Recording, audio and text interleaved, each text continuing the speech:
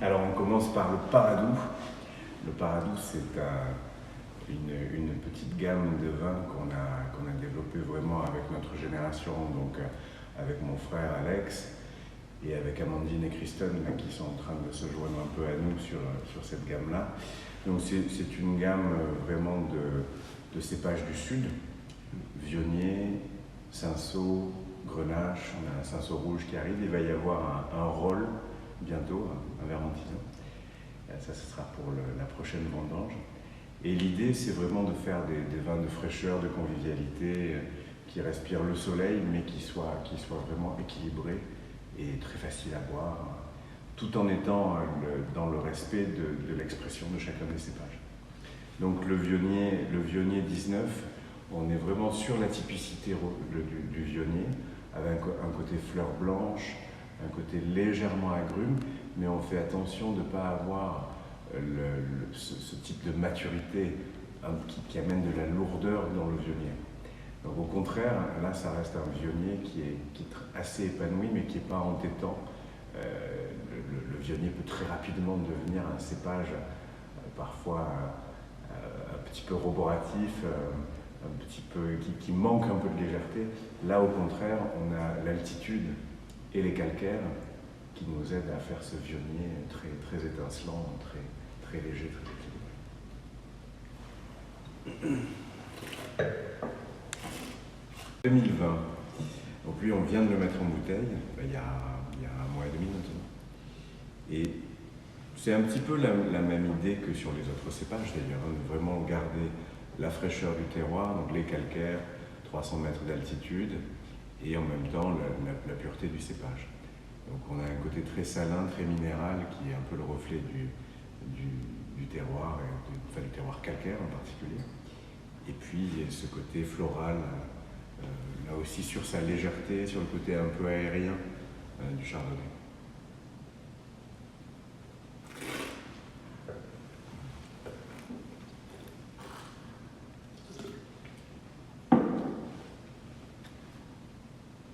On va retrouver ces finales un peu salines sur la plupart des vins de la gamme. C'est un peu une marque de fabrique du Ventoux, de notre microclimat et de l'influence des calcaires.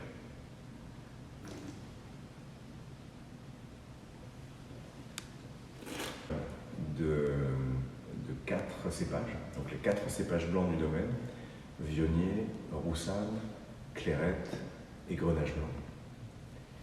Il y a un peu plus de Viognier, il y a à peu près 40% de Viognier et 20% de Clairette, de Grenache et de Roussanne.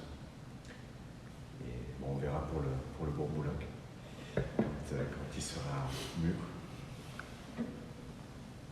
Et donc c'est millésime 2020 aussi, donc c'est aussi très, très jeune.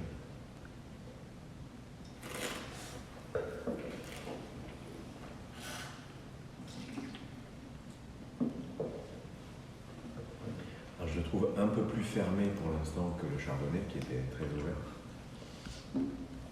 Mais on a ce même côté fleur blanche et cette salinité dont on a déjà parlé.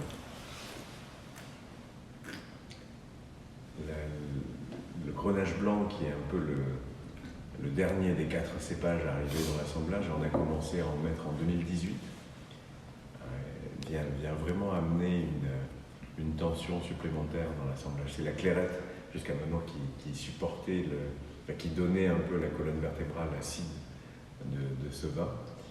Et l'addition du Grenache lui a vraiment apporté un équilibre supplémentaire.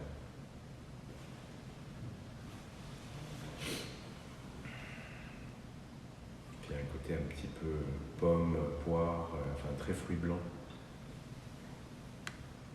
Le 2012, hier soir, là c'est 2019, donc 80% de Roussanne, 20% de Clairette. Toujours sur des terroirs calcaires, tous nos blancs sont sur des terroirs très calcaires.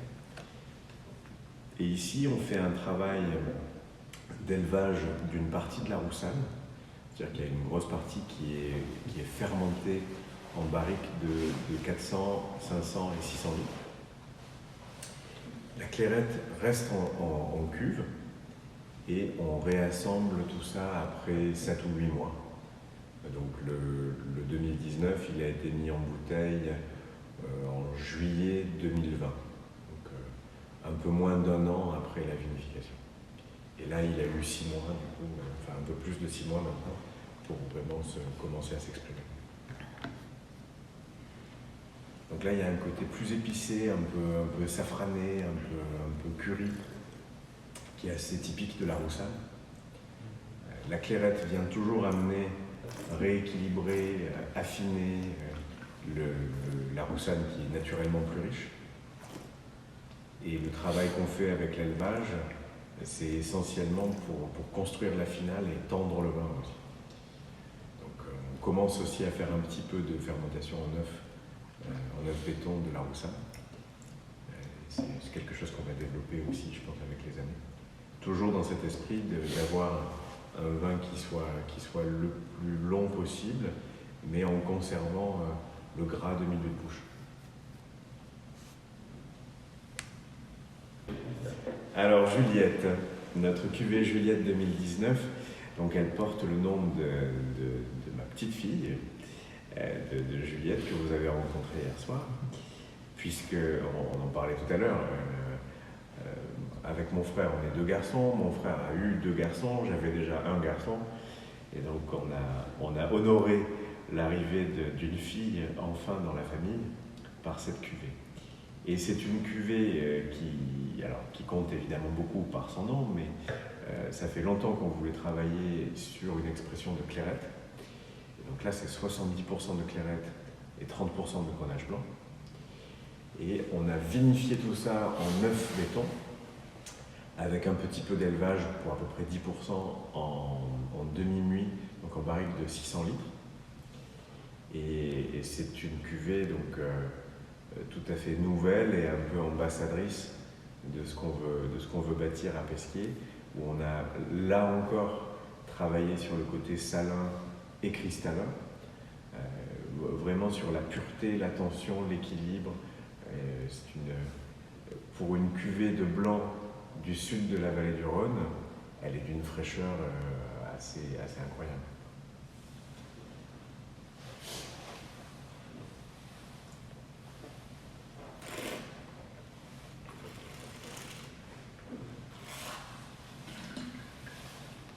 C'est beaucoup plus ouvert qu'hier. Donc sur terroir de calcaire et un peu de sable. Et le millésime 2020, ça a été mis en bouteille il y a 1 mois et demi à peu près. Alors on est plus sur le fruit rouge un petit peu acidulé. Un léger côté agrume quand même. Un côté un peu pamplemousse.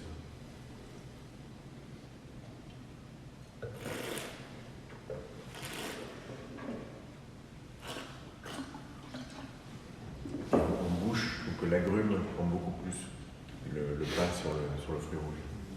Alors qu'on est plus équilibré. Et toujours la fraîcheur du Ventoux, ces finales salées.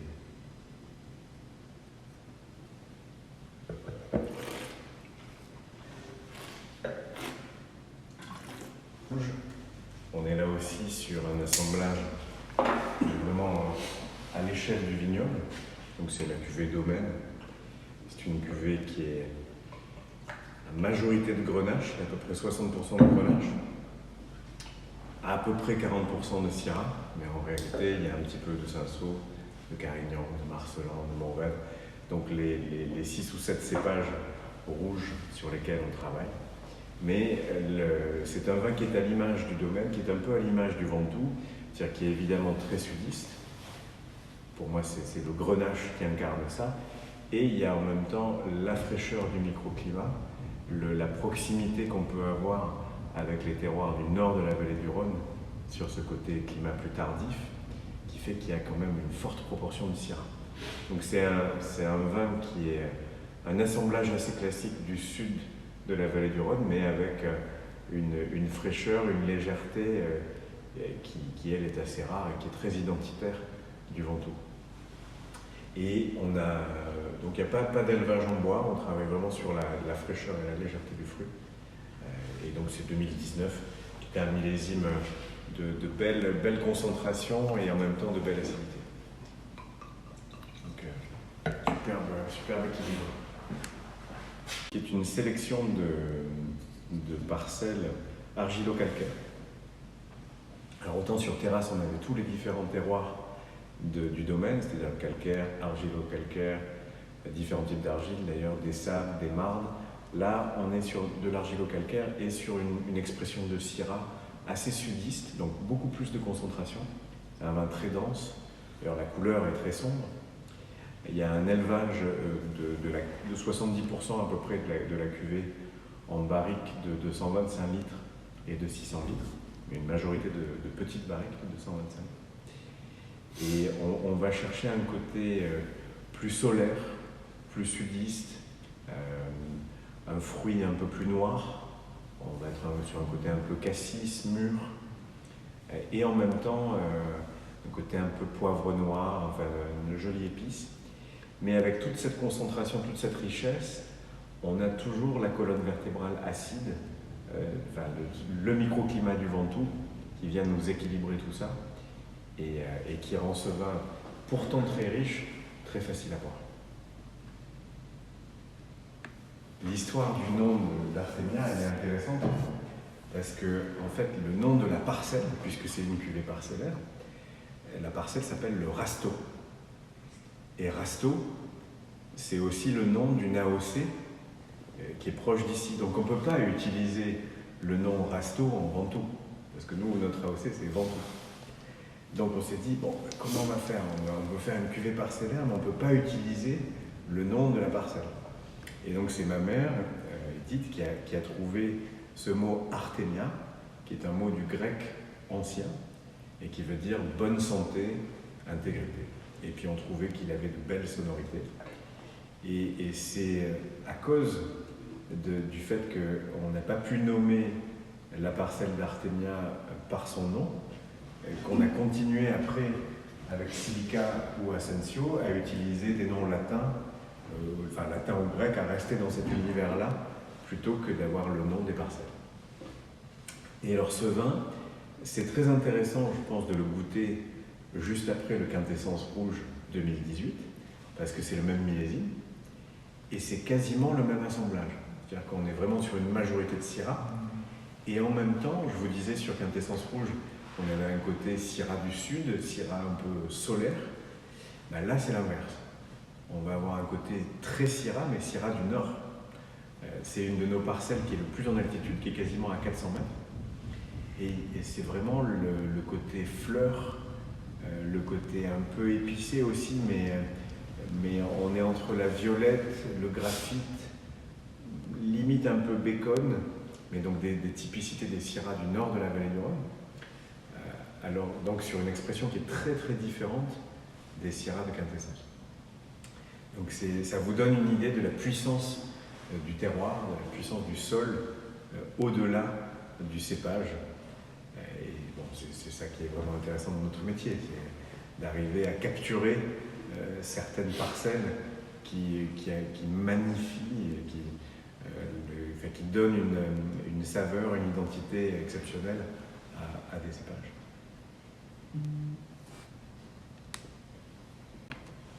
Et ça amène une finesse, une délicatesse, une légèreté au nez. On a un côté très pétale de rose, pot pourri, vraiment le grenage très très aérien. Et en même temps, on a cette couleur donc très claire, très légère. Et quand on goûte, on est étonné par la densité du vin, la concentration du vin, alors qu'on a l'impression qu'on va goûter quelque chose de très très léger. Mais c'est très harmonieux. Ça a beaucoup de longueur, ça réagit extrêmement bien à l'air. Donc à mon avis, c'est un vin qui aura une plus grande garde que Artemia, par exemple. Moi, j'en ai beaucoup bu pendant le premier confinement, et je m'amusais beaucoup. J'ouvrais une bouteille tous les jours, et puis je les comparais, et au bout de 7 ou 8 jours, des bouteilles qui sont presque finies, ça continue à raconter une belle histoire. Et alors, réglisse, je vois du réglisse partout aujourd'hui.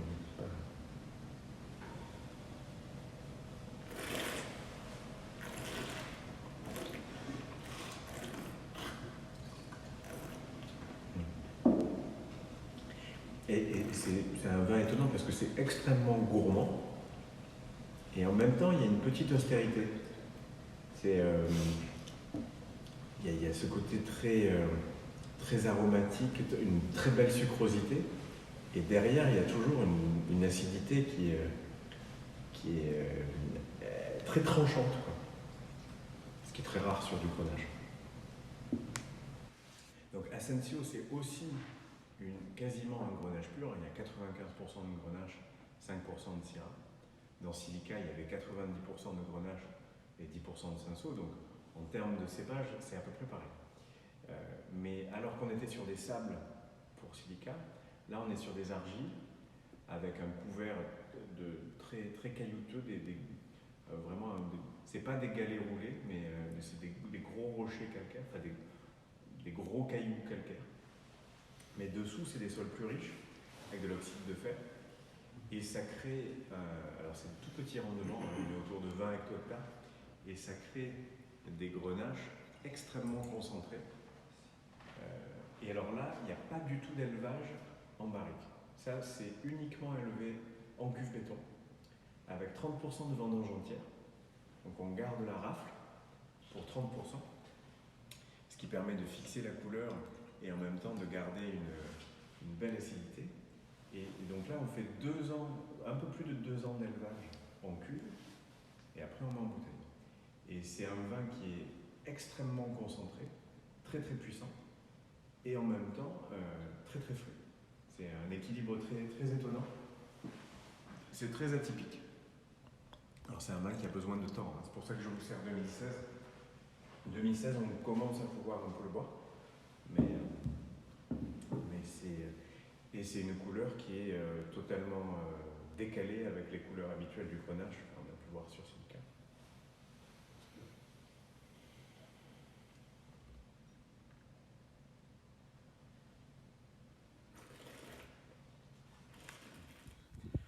Alors le vin pour moi, ça a été vraiment le lien familial. Donc c'est ce qui nous unit avec mon frère, c'est ce qui nous unit avec mes parents, ce qui nous unissait avec nos grands-parents.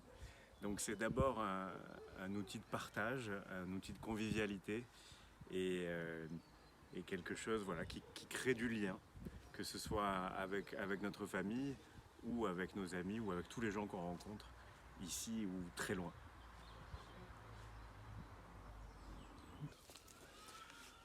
Alors le terroir du Ventoux, pour moi, c'est d'abord un climat. Je m'en suis d'autant mieux aperçu que je suis parti loin et que j'ai beaucoup voyagé avant de revenir ici.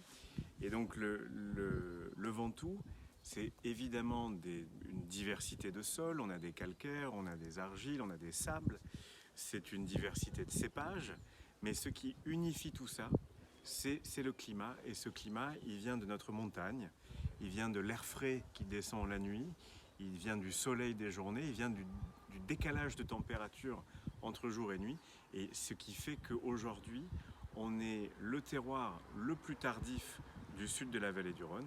Donc il y a ce microclimat de fraîcheur dans le Ventoux qu'on retrouve dans les vins, qui amène de l'acidité, de l'équilibre et plus de buvabilité. Bon, parfait. Qu'est-ce que c'est? Alors l'esprit de famille chez nous, ça me fait revenir à la première question. C'est le vin qui crée le lien et l'esprit de famille qui se concentre autour du vin. L'esprit de famille, on est la 3e génération avec mon frère, donc évidemment il y a une transmission. Moi, il y a une citation de Lévinas que j'aime bien, c'est au cœur de notre vie, c'est recevoir, célébrer et transmettre. On a eu la chance d'avoir de nos grands-parents et de nos parents de recevoir cette très belle exploitation familiale.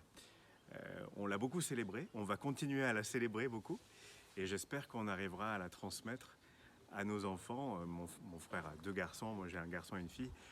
Maintenant la question ça va être d'arriver à la transmettre dans de bonnes conditions et de s'assurer que la génération d'après, même si elle a le temps, hein, on a envie de travailler encore un peu, mais se passionne autant que mon frère et moi et continue l'aventure. Alors, pour le vin, quand mon beau-père nous a proposé cette espèce de deal de prendre en charge la propriété, avec ma femme, on n'a pas réfléchi très longtemps. Et on s'est décidé à se lancer dans cette entreprise. Alors, on avait un passé quand même agricole. Et ça a été un plaisir pour nous de pouvoir, avec l'aide de mes beaux-parents, monter la cave et à partir de là, de travailler sur des vins. On avait eu l'occasion de goûter chez des tout petits producteurs là, des vins mais qui étaient superbes. Et donc on s'est dit que le terroir avait un potentiel et à partir de là, on a essayé d'exprimer ce terroir. Voilà. Alors on a commencé en faisant de l'agriculture classique. Très vite, on est passé à ce qu'on appelait à l'époque l'agriculture raisonnée. On s'est rapproché de la bio. Et après, quand les enfants sont arrivés, ils sont allés bien au-delà puisqu'ils ont fait un vignoble biologique. Et maintenant, on est en cours d'acquisition en biodynamie. Voilà. Donc ils ont fait un effort, ils ont perpétué l'effort qu'on avait entamé et ils l'ont amené à son optimum en ce moment, quoi. Voilà. Avec des recherches sur le terroir, des recherches sur l'altitude, les orientations, les types de sols. On a une très très grande diversité de sols sur notre secteur. Et donc cette diversité, il l'exprime même dans les vins. Silica sont des vins de sable, on a des vins plutôt de graves argilo-calcaires, d'autres ce sont sur des ocres, et chaque fois il y a des petites nuances qui interviennent. Alors si en plus on travaille sur les cépages, avec les différentes possibilités que l'on a, on arrive à des vins assez étonnants. Famille, nous c'est une fierté et un bonheur immense de voir nos deux enfants prendre notre suite et d'aller au-delà de ce que nous, on a fait. C'est-à-dire, nous, on était très heureux des résultats, on était un domaine référence un peu dans les Ventous, et eux, maintenant, l'ont amené vraiment un peu au sommet dans la région. Et en plus, ils s'attachent toujours à travailler sur ces relations terroir-cépage et en vinification aussi, dans les types d'élevage des vins, voilà, toutes ces techniques qu'ils exploitent pour essayer de tendre vers des vins de très haute qualité. Papy cuisine.